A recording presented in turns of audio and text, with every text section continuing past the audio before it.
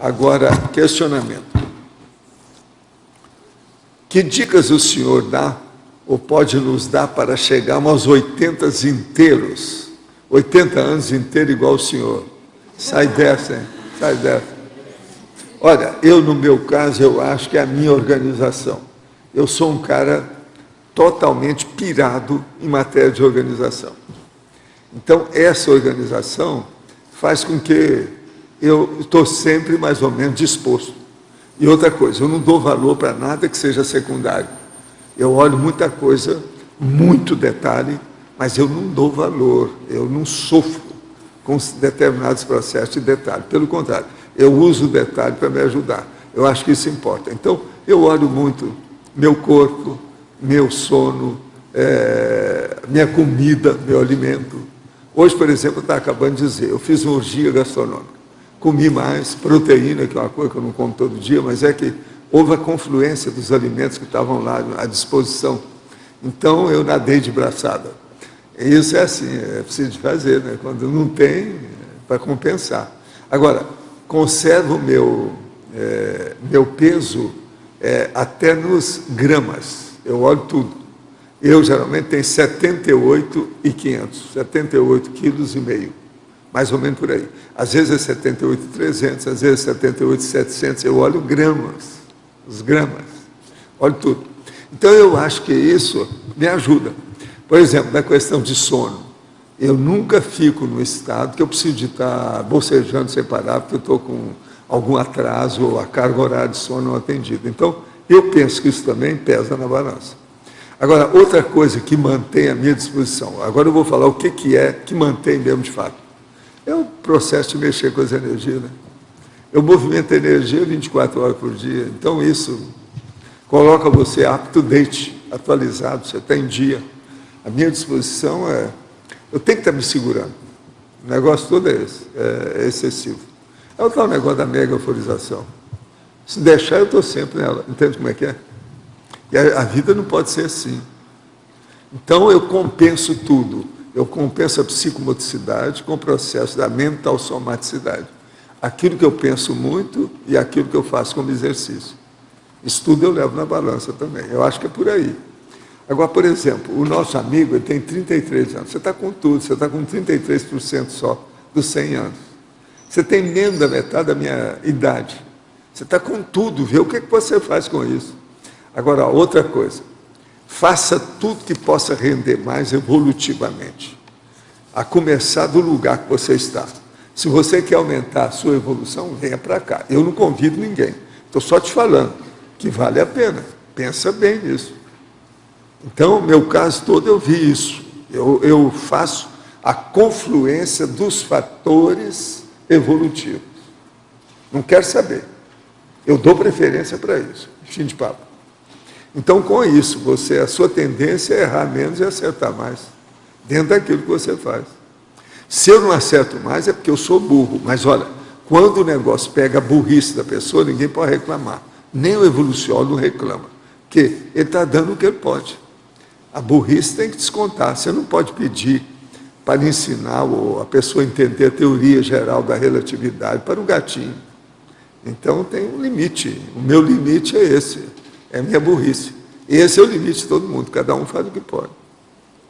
Agora aqui, professor, no verbete do DAC, o senhor fala de envelhecer com alegria. Outra coisa, isso é bom vocês saberem, vocês que vivem comigo. Eu sou um cara mais de bom humor ou sou de mau humor? Como é que eu sou? Pois é. Eu estou sempre com disposição e quase sempre de bom humor. Agora, tenho frequentemente contato com pessoas da quarta idade. Uma delas perdeu o marido há 6 meses, com 89 anos. Ela tem 82. Ela não cessa de repetir como sofreu na mão dele. Imagina o assédio que ela deve estar se submetendo. Exteriorizei energia quando a abracei e depois ela não queria mais que eu fosse embora. Fez até uma piada dizendo que ia me amarrar no pé da mesa. É aquele negócio que eu falei, ontem mesmo eu falei negócio de pé da mesa aqui. O que se pode dizer para fazer tarde uma pessoa nessa condição, que não acredita em nada? Fiquei desolé por ela. Quem está falando é fora daqui, ela mora no exterior, entende? Olha, a melhor coisa que você faz é o seguinte, ajuda tudo que você puder. Não tem jeito algum livro que você possa dar em algum idioma que ela vai entender, entra por aí. Agora ajuda. Pelo seguinte, não é bom ela ficar quer dizer, deprimida. Nessa idade isso não é bom. Ainda mais o marido que morreu há 6 meses, isso não é bom. Então ajuda naquilo que puder. Agora, ó, a sua energia faz bem para ela, por isso que ela sentiu a atração do processo. Ajuda. Você está aí com uma assistível. Não pode deixar coisa aí. Agora, outra coisa. Hoje é quinta-feira, dia 9. Depois de amanhã, daqui 2 dias, é dia 11. Na verdade, é dia 11, sábado. Nós vamos ter às 19 horas no discernimento e a pessoa paga R$15 para ver uma preleção, uma conferência da Táhira, junto, que depois ela vai fazer também uma apresentação de 1 hora de show com a minha amiga jiboia, que chama Merite, de modo que é bom vocês comparecerem lá. Isso é depois de amanhã, às 19 horas. Vale a pena ver. Discernimento, sábado. Vocês já estão sabendo. Eu já avisei isso aí para várias pessoas, já venho falando faz 2 dias. Agora, professor, você quer ver o livro da Tríplice Fronteira? Aí, pega ela para ela. Professor, só para acrescentar o evento de sábado, depois da manhã, as pessoas podem chegar lá e fazer o pagamento do ingresso lá na hora. E depois da dança, a Táhira vai ter um tempo para fazer um debate, se alguém quiser fazer perguntas. Ela topa tudo. Sobre o Egito, a cultura egípcia, árabe, né? Então é interessante. O nome dela é Táhira. Táhira Maharshi. Táhira. É com H, o nome é professor? bonito. O nome é bonito. Igual gente, a cobra também é bonita, tá? É Táhira com H e Táhira Maharshi. Então é interessante, a dança vai ser mais ou menos 1 hora, né? Aproximadamente. Você quer falar alguma coisa? E depois, então, ela vai abrir, porque às vezes as pessoas querem, né? Tem alguma curiosidade aí sobre a África, né? E conta, essa sua roupa também é de cobra. Aqui, né? Pois é. Hoje Agora, eu vim... vocês aí não são os cobras? É preciso ver os seus. Como é que é? A sua irmã. Hoje eu vim especialmente em homenagem a Merite, que ela ainda está no processo de troca de pele. Eu acredito que até sábado ela já tenha trocado de pele, então vocês vão conhecê-la exatamente escura. Ela está trocando de pele. É que alguns aí já tentaram e não conseguiram. Ela consegue. Ô, gente, é o seguinte, esse negócio da troca é um processo. A troca é um peeling. Cadê a Roberta? A doutora Roberta não está aí, né? Mas é interessante porque ela troca a pele, mas é um processo de vários dias. Gente, até o olho sai. O olho fica branco, aí ele sai. E a pele, segundo a Táhira, eu nunca vi, ela sai inteira. A Táhira falou que vai dar a pele para... eu vou ganhar essa pele. E aí eu já falei com a Táhira que eu vou doar para a holoteca. Para exposições. Vai interessante, gente. Tem lá, nós temos lá, né, nossos... Tem muita gente que quer ser o cobra, então vamos ver, né? Vamos ver como é que fica. E na outra pergunta seria assim, quais sugestões você daria para uma pessoa que trabalha as energias, que conhece a conscienciologia, mas mora com alguém que tem algum vício, de repente de bebida alcoólica ou de drogas? Quais sugestões você daria a essa pessoa? A questão dela ponderar o quanto que ela pode ajudar ali e, às vezes, o que não dá para ajudar. Né? Então, determinados vícios que são vícios mais grosseiros, mais complicados. Então, por exemplo, um ambiente doméstico onde você tem um processo de você ter um alcoólatra. Um alcoólatra não está sozinho. Então, você tem um ambiente extrafísico, você tem companhias extrafísicas ali ligada ao processo de dependência ao álcool. É o que a gente chama dos canecos vivos, né?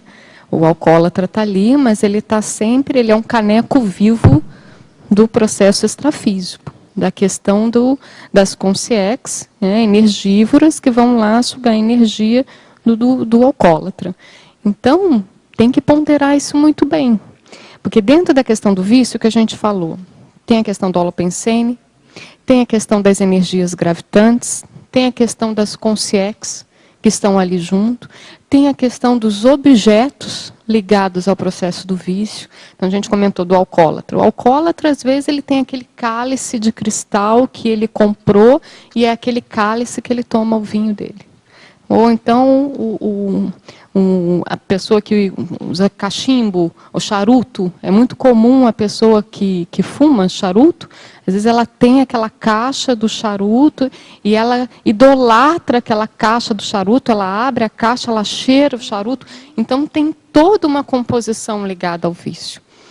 Então, a pessoa que sabe trabalhar suas energias tem que ver o quanto que ela consegue dar conta de ajudar aquele ambiente. Ou às vezes cair fora, né? Exatamente. Ok, obrigada. Tem um limite, né? Chalita.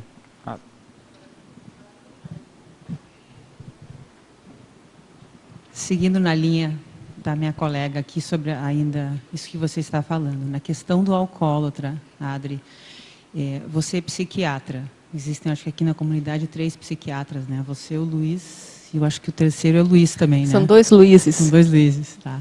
A minha pergunta é, são todos os vícios ou alguns vícios específicos que necessitam de tratamento com medicação? Se coloca a medicação ou não se coloca a medicação no caso desses tratamentos? Porque tem vários tipos de vícios, né? Ok. Então, os mais sérios, mas... Tem o vício da droga ilícita, o vício do álcool. É difícil você não fazer medicação. Tá. Até pelo processo de abstinência e pela fissura. Por exemplo, no processo do álcool, a pessoa ela é dependente química, ela é alcoólatra. Se você ela entra em abstinência naquele momento, ela pode chegar a ter um delirium tremens, que é justamente pelo processo da dependência ao álcool, ela começa a ter uma série de sinais e sintomas de abstinência e ela, inclusive, pode chegar ao coma. Então, não tem jeito, você tem que entrar com medicação ali, para evitar um delirium tremens. Tá? Então, agora, existem outros vícios, por exemplo, vícios de compras. Muitas vezes você consegue controlar o vício de compras por algumas atitudes profiláticas. Cartão de crédito, retirar cartão de crédito, retirar cheque. A pessoa, por semana, ela tem X de dinheiro só. Hein? Tá. Sobre o alcoolismo, eu entendo que tem níveis de porcentagem diferente. Até um determinado nível não se entraria com medicação, depois, ou como é que você... Não. Quem tem dependência ao álcool, quem é alcoólatra, ele vai fazer abstinência. Ah, ok. Se ele está em uso de álcool e ele é alcoólatra, ele vai fazer abstinência. O que é a questão da dependência? É isso que eu queria perguntar. A dependência química, ela ocorre justamente porque você tem uma mudança estrutural dentro do processo da química. Então, você muitas vezes modifica ali um receptor. No que você tem uma mudança de receptor, isso mostra que existe uma dependência química. Não só isso acontece com o álcool, mas acontece com determinadas medicações, acontece com a droga. Então, tudo que gera dependência química mostra que há uma alteração estrutural. Então, Adri, se a pessoa não consegue ficar uma semana, uma vez por semana ela precisa sair para tomar a cerveja, o vinho, o que for. Uma vez por semana, mas toda semana. Já caracteriza uma dependência. Aí tem que ver se é uma dependência, às vezes, pelo social. Entendi. Porque a dependência do alcoólatra, às vezes ele fica 2 horas sem beber. Ele já tem todos os sinais de abstinência. Todos, eu digo assim, ó, que se manifestam mais inicialmente, né? Os tremores, começa a ter enjoo, às vezes começa a ter umas alucinações visuais. Tá, entendi. Obrigada. Tem que ver cada vício, você pegou mais no alcoolismo, né, do alcoólatra, mas cada vício tem um tipo de abstinência,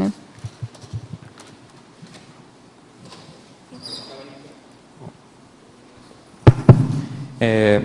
Página 5, associações, número 10 e número 13, né? Homens que amam demais e mulheres que amam demais. Poderia aprofundar um pouquinho isso aí?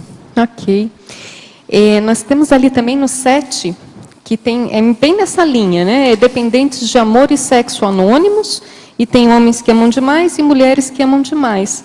Não sei se você viu, deve ter uns 6 anos, talvez, tinha até uma novela que eles falavam sobre esses grupos anônimos das mulheres que amam demais. Você chegou a ver, não? Não? Que é interessante que eu chamei a atenção desse grupo, e tanto na taxologia tem o vício interconsciencial, que muitas vezes a pessoa ela não consegue se sustentar sozinha, e ela acaba fazendo uma dependência a outra pessoa. É uma dependência consciencial. Então, é muito comum nesses casos, por exemplo, vamos citar aqui, que até passava nessa novela, das mulheres que amam demais, a pessoa ela ficava atrás do companheiro o tempo inteiro. Ela colocava, inclusive, detetive particular para ver o que ele estava fazendo. E se ela percebia alguma forma que ela pudesse achar ali que ele estava traindo ela, ou que ele estava querendo deixá-la, ela começava a ter atitudes desesperadoras e até chegava ao processo de automutilação. Então, é aquela forma compulsiva, obsessiva, de dependência a uma determinada pessoa. É claro que isso tem a ver com a questão da personalidade, né? Ok. Agora, para você, houve algum vício complexo que a verbetógrafa superou, que poderia citar como exemplo? Sim. Você era muito doadora, você agora segurou um pouco, estava excessivo. Estava ficando pobre e já ia viver debaixo do viaduto, não foi isso? Mas não pode ficar miséria, né? Miséria não. Não, veja, eu posso enumerar aqui uma situação, algumas situações, né? Eu tenho uma dificuldade ainda com o processo do café. Café ainda é uma... Você toma café? Tomo café. É mesmo? Tomo. Então está danado. Tomo café. Eu vou te mandar para um psiquiatra. Estou perdida. Todo dia de manhã eu tomo café. É interessante que é um processo que começou pela mesologia, tinha uma questão cultural mesológica. É interessante que dentro da família tinha a criação de café.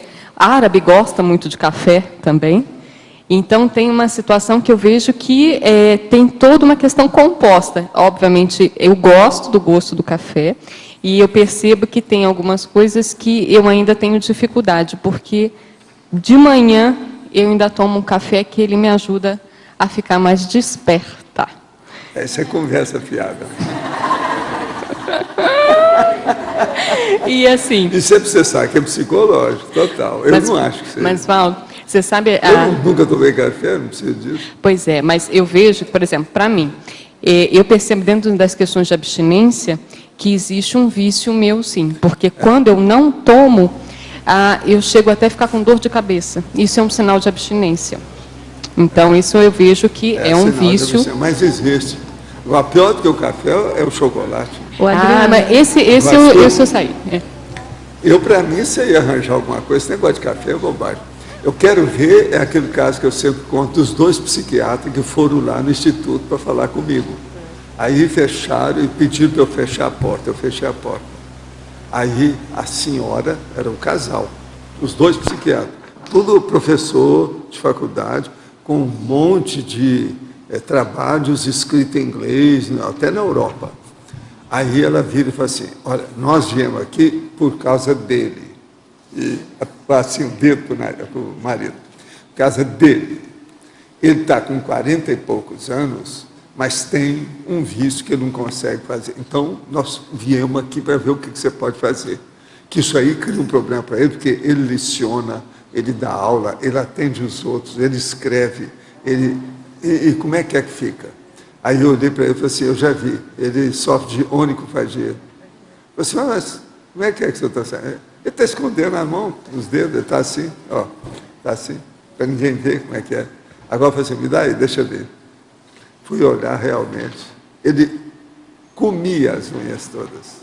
Agora, eu só para chatear, perguntei para ele, por acaso, você rói a unha do pé também? Ele falou assim, não, essa não. Eu falei assim, então já está bom, já é alguma coisa. Agora, aí eu fui explicar para ele o que devia de fazer e o que ela devia de fazer. Agora, veja, eu perguntei para eles, para saber, para ela e para ele, se ele tinha assim, uma ansiedade muito grande para chegar naquilo. Eu falei assim, não, se ele vai fazer alguma coisa, ele já põe ansiedade naquilo.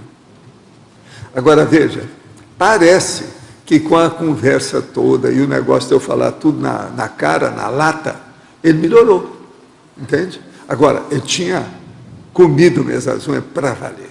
Valdo. Deixava, o negócio estava praticamente no osso. Agora, um psiquiatra com onicofagia, pensa bem, eles tinham razão de chegar lá. Você há de ver a mulher me pedindo a situação. Isso foi tudo de gente do Rio. Ele é muito conhecido, eu nunca falei nada do nome dele. Agora, Valda, essa questão das substâncias, os vícios de substâncias são muito mais comuns. Não, e eu as sei por causa da pessoas não se bioquímica. dão Aí conta. o vício é bioquímico. O dele não, é tipicamente psicológico. A onicofagia. Não, o café, o processo do chimarrão, o chocolate, várias substâncias Tem várias que dão coisas. um processo e a pessoa coloca aquilo como um hábito. E não é um hábito. Às vezes ela já está Não, dependente. tem mas não se dá Coca-Cola, conta. tem gente viciada em Coca-Cola, que é terrível. Guaraná. Certos refrigerantes aí são terríveis. Agora, Determinados esse nosso chás. amigo lá, a onicofagia dele começou por causa da repressão familiar. Ele já sabia mais ou menos da coisa, mas eu acentuei o problema para ele se liberar daquilo, se libertar. Agora, o processo era já da adolescência dele. Agora, ele vivia escondendo. Ele chegou, sabe, estava assim com as mãos, assim, para falar comigo. Ele falou que é assim tudo que ele faz, para o povo não ver. Mas, de vez em quando, tem gente que... Quem conhece o povo vê quem sofre de onicofagia na hora, não tem saída. Né? Mas, professor, nesse caso, qual seria o tratamento? O que a gente indicaria para as pessoas que roem unha? Não, a primeira e coisa esse que eu falei hábito? com ele é o seguinte, quando ele fosse fazer alguma coisa que não tivesse contato com o público e que ele fosse ficar com a excitação, da ansiedade, da expectativa, do ficar no stand-by trágico, eu falei, você vai colocar luvas. Arranja uma luva fina e fica, porque o Rio faz muito calor, usar luva é um problema. Mas isso seria bom. Tá. Então ele começou, primeira coisa, luva, quando ele podia, que assim o negócio já fica mais difícil. Sabe como é que é? Então, seria... E o negócio foi esse. A hora que ele começou a ver que as unhas estavam crescendo, incentivou a ele. Quer dizer, foi a hora que ele passou o gargalo. A hora que fez isso, ele não precisou mais de luva. Ele não comeu mais unha. O ideal, então, seria a pessoa identificar. O ideal seria a pessoa identificar a situação quando causa mais mas ansiedade. O negócio da luva começou a funcionar com ele. Ele conhecia a maioria dessas coisas, mas nunca se predispôs a tomar uma iniciativa. Agora, comigo e a mulher, está entendendo? Então, eu usei aquela técnica minha. Eu nomeei a senhora minha enfermeira perante ele. A senhora é a minha paramédica. Toma conta do seu maridinho. Vamos ver esse negócio. E eu quero saber das notícias. A coisa melhorou. Obrigada. Mas para valer. Agora, para a mulher, tem a questão de fazer as unhas, colocar, às vezes, unha postiça, porque aí ela não vai roer a unha postiça. A unha postiça é que eles usam mais. Outra coisa, existe mais algum vício que está superando nesse momento? É a mesma pessoa que está perguntando. A pessoa está doida um para cara saber de se Porto Alegre. Ele está contra você. Baia, tudo bem, vamos lá. Olha, eu não sei, hein? É bem possível que esse cara está interessado em você. Eu posso falar que você está available? O cara é de Porto Alegre. Depende do caso. Porto Alegre. Ele de vez em quando escreve para cá. Eu não conheço, eu não me lembro dele assim. Mas ele de vez em quando escreve para cá. É um senhor de Porto Alegre. Ah, tá bom. Bom, mas então, já que eu estou de consigo com baia, vamos lá. O café ainda é um processo. Agora, tem dois vícios que eu considerava vícios e que, para mim, eles estão superados e ainda é um processo de superados, mas com vigilância. Vamos considerar superado parcialmente, que tem que ter vigilância. Um deles é o vício de música. Eu gosto muito de música. Então, por exemplo, eu tenho uma dificuldade para dormir cedo. Se eu pudesse, eu dormiria tarde todos os dias. Então, isso eu tenho que fazer força. Se eu for escutar uma música na hora de dormir, eu não durmo. Porque aí eu quero ouvir a segunda, a terceira, a quarta, a quinta e a sexta. Então, isso é um vício. Isso é vício. Então, corta. Esse é o vício musical. É um vício musical. Outra melodia. É. Agora, quase sempre a pessoa tem isso com música clássica. Se for música popular, é mais fácil. A sua é clássica ou popular? Não, é popular. Ah, então esse é mais fácil. O popular é mais pobre fácil. esse vício, O clássico popular. é pior. O clássico envolve processo intelectual. Pois é. Agora é interessante. Porque Uma aí outra você... coisa, você dança na hora que você escuta a música? Ah, não, aí acabou. Se eu levantar da cama para dançar, acabou. Vou dormir 5 horas depois. Não, acabou. Não. Mas, assim, o que é interessante? Aí volta para o processo da mesologia. Eu tenho uma família que tem toda a questão de musicistas, né? Minha mãe se formou em música. Mas, ó, isso não quer dizer nada. Minha família é assim, eu não Você sou também assim. não, né? Então tá bom. É paragenética, é um processo paragenético, tá bom. Vamos devagar. E outra coisa, de Minas Gerais, que é o pior que tem. Aí, ó, ela sabe o que é isso. Ó. Ela não é da minha terra, de Belo Horizonte, mas é Minas Gerais. O povo lá, os musicistas, são tudo tarado. Professor Valdo, eu ia falar exatamente isso, Adriana. Eu sou árabe, meu pai tinha torrefação de café, fui criada pulando em cima de saco de café. Minha família, eu sei que árabe toma muito café. E eu precisei de parar de tomar café, parei de uma hora para outra. Quando eu Na casa de vocês tinha harpa?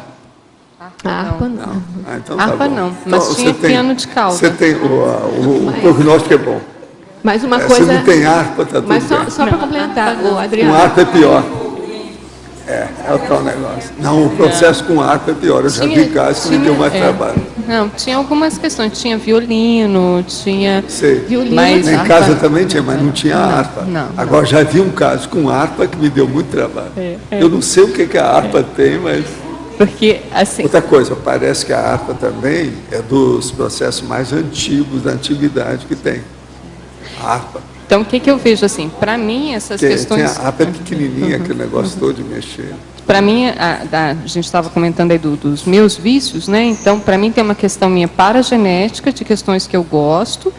Tem o processo da mesologia, que possa ter sido um reforço, mas, obviamente, isso é uma questão de uma decisão íntima.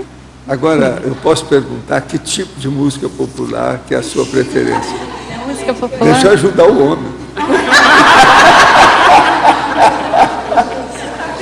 Não, preciso saber para ele ver como é que ele aborda. Sei lá, você está interessado?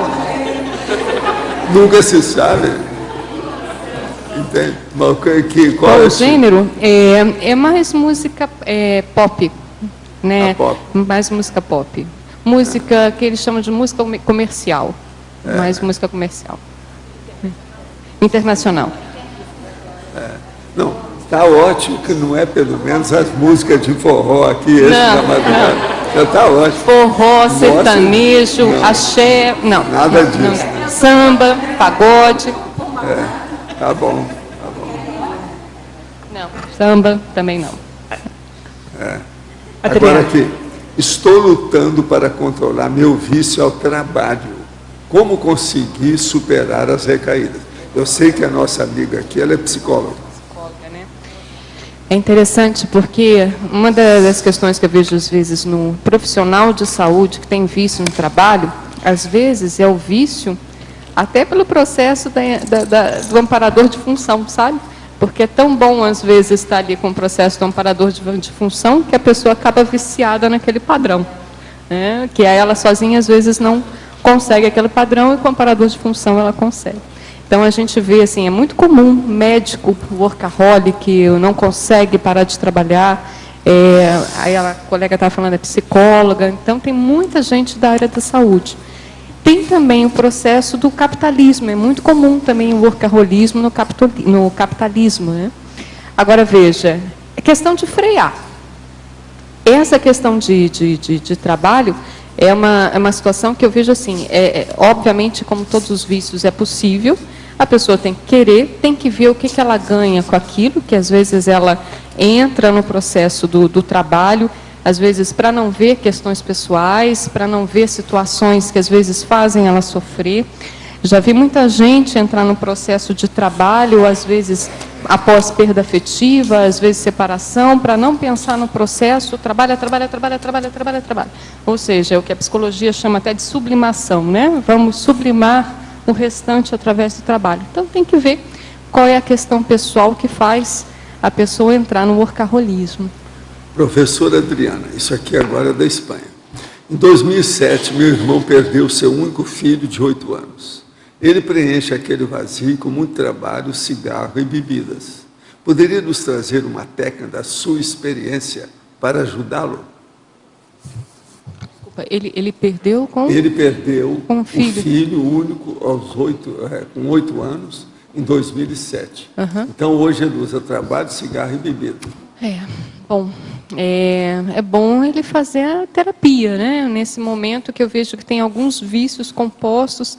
O ideal, nesse caso, é internar, né? Ficar em uma temporada, né? Para valer, não é isso? Cirúrgico, né? A internação seria bem cirúrgica, né? Agora, precisa de tratamento externo pela situação. Há questões psicológicas, químicas, que aí o caso seria de um tratamento mais completo, né? Como funciona o processo do assediador de sugar energia do assediado, através do vício desse em álcool, tabaco e drogas ilícitas? A questão é da consciência energívora. Então, a consciência ela vai atrás da energia do dependente químico. Então, muitas vezes é uma consciência com padrão ex-alcoólatra e que acaba se afinizando com um alcoolista, com um alcoólatra intrafísico e utiliza do processo energético do alcoolista, o alcoólatra, fazendo uso da dependência química, ele suga as energias desse dependente químico. Independente se às vezes é uma droga ilícita ou às vezes é o próprio álcool. É o que a gente até já comentou dos canecos vivos. Professora Adriana, Enfatologia, página 1, final da 4ª linha de baixo para cima. Poderia comentar sobre a fissura do micro-universo consciencial sendo a verdadeira porta de entrada dos vícios? Para a gente pensar, o vício ele não acontece por acaso. Existe uma tendência pessoal, existe um traço pessoal, uma característica patológica que faz com que a pessoa entre nesse hábito e entre num determinado vício. Tanto é que a gente vê que existem inúmeros tipos de vícios e inúmeros tipos de pessoas. Então, tem pessoas que às vezes entram numa dependência química, o outro entra numa dependência do tabaco, o outro entra numa dependência sexual. Isso é de acordo com o quê? De acordo com o traço consciencial. Então, não adianta aquilo que a gente falou anteriormente. A abstinência, ela é um passo do tratamento. A pessoa tem que compreender o que leva ela a entrar naquele vício. Qual é aquela patologia, e ela tem que acertar a patologia. Porque senão ela daqui a pouco vai para um outro vício. Ainda em fatologia, mesma página, no final da 3ª linha de baixo para cima. Poderia aprofundar sobre as manipulações conscienciais através das pesquisas de fatores geradores de recompensas psicológicas? Uma das questões que levam ao processo do vício é a recompensa psicológica, é a recompensa psíquica da sensação de bem-estar. E muitas vezes até numa melhora, às vezes, do humor. Então, o que a gente vê dentro das propagandas, né? E isso eu me lembro, até na minha época acho que mais ou menos infância, pré-adolescência, tinham algumas propagandas de cigarro que estimulavam o processo da aventura, da sensação de ser jovem, da sensação de ter um prazer. Não sei se vocês vão lembrar aqui, para a gente não falar das marcas, mas tinha uma marca que ele geralmente fazia propaganda lá da pessoa no windsurf. Então, tinham até concursos que eles patrocinavam, concursos de windsurf, chamavam o grupo do jovem, porque o jovem gosta da competição, o jovem gosta da praia, daquela sensação do windsurf. Então, a indústria do tabaco se utilizava daquelas maneiras de como puxar aquele público-alvo, aquele público mais jovem. Tinha uma outra propaganda também de cigarro, que geralmente era um homem másculo, forte, que ele ia num cavalo para laçar algum bicho e aquilo ali mostrava o processo dele, da masculinidade dele. Então, era uma outra marca de cigarro. Então, por aí vai, de como as indústrias elas observam uma tendência da pessoa ou o que aquilo satisfaz psicologicamente uma pessoa para ela fazer uma manipulação e ajudar a piorar a situação do vício. Gostaria que ampliasse os chamados vícios sociais. Por exemplo, o uso do Facebook o dia inteiro, a dependência do telefone celular, que isso aí está dando câncer, eu falei nisso essa semana. Os passeios robotizados no fim de semana, cinema, restaurante, shopping center. A gente até que na listagem, a gente colocou algum desses vícios que você citou. Tem o vício da internet, que é ali o número 24. Tem o vício da rede social, que aí foi mais específico pelo processo do Facebook, mais o processo do Orkut, né? O antigo Orkut, que hoje em dia nem é muito mais utilizado, que o Facebook que acabou dominando, né? E o que a gente vê? Às vezes a pessoa ela não consegue deixar de entrar. Ela entra no Facebook, às vezes 4 vezes por dia. Ela não consegue deixar de entrar no Facebook. Então, isso é um vício de rede social. E tem também aquele vício social, que muitas vezes a pessoa ela entra em determinados hábitos e aquilo acaba sendo viciante pelo processo social. A cerveja de todo dia depois do trabalho, que vai fazer um social com a turma do trabalho. Então, são hábitos, né? O happy hour, o clube do whisky. É muito comum determinados grupos, né? Isso mais homens que fazem o clube do whisky. Eles têm garrafas de whisky nos bares, nos restaurantes, então aquela garrafa é para aquele clube. Todo dia o pessoal vai, os homens vão e tomam um pouco daquela garrafa do clube do whisky. Então, esse é considerado mais um vício social. Esta é a primeira vez que eu estou assistindo a tertúlia e entrando em contato com vocês. Muito interessante a explicação a respeito do vício, principalmente porque eu sou viciado em tabagismo. Observei que foi feita uma junção entre o espiritismo, a psicologia, a medicina em geral, criando uma nova terminologia. Gostaria de saber por que essa nova terminologia é difícil de ser entendida. Olha aqui, você está conversando agora, vai ler primeiro o que é a enciclopédia da conscienciologia, depois a gente volta a falar. Você não sabe o que é orismologia? Se não for, olha, você tem dicionário aí na sua casa? Olha aí, orismologia, o que é que significa? Aí você vai entender o que é terminologia científica. Isso é muito importante. Toda ciência nova precisa de uma terminologia nova. Quem criou a orismologia foi a própria ciência. A orismologia é o estudo da terminologia técnica. De modo que é isso aí que nós usamos aqui. Eu faço a proposta da conscienciologia como uma neociência. O povo acha que é uma paraciência, pseudociência ou ciência oculta. E eu mando todos eles visitar a vovozinha. Estou cuidando da minha vida, cada um que se interessa. Agora, como você está chegando, aqui é soco na cara e fratura exposta. Você já fica sabendo como é que é o nosso processo, é da impactoterapia. Agora, o melhor, aí aonde você pegou para ter esse contato conosco, olha que tem o processo da enciclopédia da conscienciologia. Entre em contato com isso.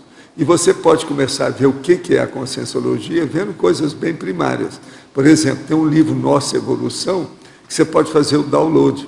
Aí você faz. Agora, mantenha a sua heterocrítica e tudo que você achar em cima do assunto. É o jeito de caminhar.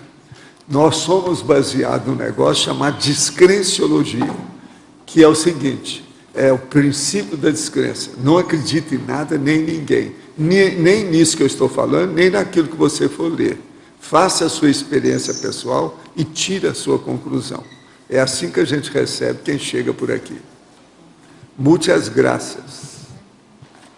Adriana, aqui na tua listagem, na página 5, em taxologia, você trouxe aqui uma lista interessante com vários itens curiosos. E eu queria, de novo, chamar a atenção para a diferença entre o hábito e o vício. Por exemplo, você trouxe aqui o item 9, o vício da automasturbação. Depois você trouxe o vício da atividade física, o vício cultural. Então, quando é que o hábito ele passa a ser patológico e criar problema e se tornar um vício? O hábito ele pode ser patológico mesmo não sendo um vício, tá certo? Você pode ter um hábito patológico, sim, mas que aquilo não tem uma frequência, aquilo não cause uma dependência, nem uma mudança mais séria na sua vida. No caso da atividade física, por exemplo, ele é salutar e se torna um vício quando é em excesso. Da atividade física. Isso é muito comum dentro do pessoal dos esportes. É muito comum, às vezes, o treinador chegar e falar assim, olha, por hoje acabou, por hoje chega. Amanhã não tem treino, seu corpo precisa descansar, seu físico precisa descansar. E o esportista, ele não consegue, ele vai treinar, porque ele quer passar o limite dele. Ele entra num processo de euforia com a questão de tentar passar o limite dele. Isso é muito comum com o esportista. O vício da automasturbação. O vício da automasturbação é muito comum. Muito comum. A psiquiatria acaba dando um pouco mais de experiência, porque a gente acaba pegando muitas patologias, né? Eu lembro na minha residência de psiquiatria, lá no Rio de Janeiro, eu tinha uma colega, era uma colega bem amiga, e aí ela estava toda feliz que ela tinha pego um paciente que tinha um vício de automasturbação e ele estava controlado. Aí ela estava toda feliz, ai, que bom, conseguimos, você sabe, né? Residente é aquele que termina a medicina e vai fazer uma especialização, geralmente de 3 anos. Tá. Então, quando o residente ele é recém-formado, ele consegue ter algumas vitórias ali junto ao paciente, ele fica super empolgado. Então, ela estava super feliz, ai, que bom, ele está conseguindo e tal, não está tendo mais o processo do vício da automasturbação. Mas era uma época que estava tendo um programa numa emissora e que tinha uma mulher que chamava muita atenção e que usava um chicotinho. Para quê? Olha, mas acabou com o tratamento dela. E o rapaz voltou, ela falou assim, mas não é possível, eu não gosto dessa mulher, ela acabou com o meu tratamento. Enfim, é o processo da automasturbação. Isso é muito comum, o vício da automasturbação. O processo da perda do controle. E a automasturbação, ela está muito ligada também ao processo imaginativo, que também faz parte da questão dos vícios. Dobra o problema, né? Oi? Sim. Aí duplica, né? Que além da falta de controle... Geralmente está associado ao processo imaginativo. Então, é um vício junto com o outro, e aí vai. E às vezes a pessoa começa a ter sérios problemas físicos porque ela não consegue se controlar. Tá. E o vício cultural, Adri, só para a gente... Como é que isso passa do limite? O vício cultural, por exemplo, aqui no Brasil, nós temos vícios culturais. A gente pensar na Oktoberfest. Uma tradição. Ela é, inclusive, uma atração turística. Ela é cultural e ela é uma atração turística. O chimarrão é um vício cultural. A semana passada eu estava fazendo uma viagem, eu estava no Nordeste. Então, assim, em plena praia do Nordeste, tinha lá gente tomando chimarrão. Um calor, e a pessoa tomando chimarrão. Esse é difícil de controlar, porque é muito bom, eu sei que faz mal, todo mundo fala. É difícil, mas é por isso que eu não visito muito Porto Alegre. Ela é do Rio Grande. Agora, gente, o vício, dependendo dele, ele pode ser mais difícil ou mais fácil. Mas é bom a gente colocar aqui, se a pessoa quiser, ela muda. Ela entra na abstinência e ponto final. Depende dela. Adriana, vocês. Adriana, Tânia Guimarães de novo. Página 6. São itens da sua taxologia, tá? Vamos começar com 46. Vício de contradizer? Isso. Isso. É aquela pessoa que é sempre do contra. Então, ela já tem o hábito de pensar que é sempre, na hora que a pessoa está falando alguma coisa para ela já está preparando. Não, mas isso aqui. Não. Às vezes ela fala, não, mas isso... Ela repete a mesma coisa que o outro disse, mas ela fala, não mais, não mais. Então, é interessante esse vício de comunicação, que é o vício da forma dela pensar. Então, ela já entra, às vezes, com palavras contra, mas, às vezes, ela vai dar a mesma ideia, a mesma situação, o mesmo contexto. E é interessante a pessoa começar a avaliar isso, ou perceber isso, se ela faz, porque, às vezes, essa situação dela, o tempo todo, ela já ir contra aquela ideia, entra um processo de neofobia, um processo de rigidez e muitas vezes de bradipsiquismo, porque ela está sempre ali no negativo e ela começa a ter o processo de lentificação pela própria rigidez de ideias, né? O próximo é o 81. Vício estilístico. Vício o que é isso? Vícios de forma de escrita. Às vezes a pessoa tem uma forma de escrever mais rebuscada, mais poética, mais em prosa. Então, são determinados vícios de escrita. Então, a pessoa avaliar a forma com que ela escreve. Isso não quer dizer que aquela forma que ela escreve, o que eu estou chamando a atenção, é quando aquela forma ela não é produtiva. Então, é uma forma mais rebuscada, às vezes ela inverte a frase, ela coloca o objeto antes do sujeito, ela tem uma tendência a fazer frases invertidas, isso mostra, às vezes, uma falta de linearidade. Então, são alguns vícios de estilo para a pessoa avaliar como é que ela pensa, como é que ela formula a ideia dela. Então, vale a pena dar uma olhada nisso também. Se existe algum vício de estilo, algum vício de escrita, que isso dificulte e seja não funcional. Okay? E depois o 82, vício familiar. Logo abaixo. Vício familiar. Vício muitas vezes estimulado pela própria família e que você observa aquele vício em vários componentes da mesma família. Isso pode ser por um processo genético ou às vezes até pela própria mesologia. A questão da bebida, é muito comum você ver o alcoolismo em vários membros de uma família. O alcoolismo, ele tem um processo genético também, mas existem outros vícios, por exemplo, vícios do tabaco, que às vezes é pelo processo, terminamos de almoçar ou terminamos de jantar, vamos aqui para a sala fumar um charuto, ou fumar um cigarro. Então, às vezes, isso a própria família tem já essa tendência, esse vício. Você vê que várias pessoas da família, isso acaba sendo quase um ritual que virou um vício. Então, ok, muito obrigada. Oi, eu queria perguntar duas coisas para você. A primeira é sobre esse processo familiar, às vezes codependente, que a gente observa. Então, a família, às vezes, ela mantém esse processo, ela tem algum ganho secundário em relação a isso, e às vezes a gente observa essa codependência. Como é que faz para tratar isso?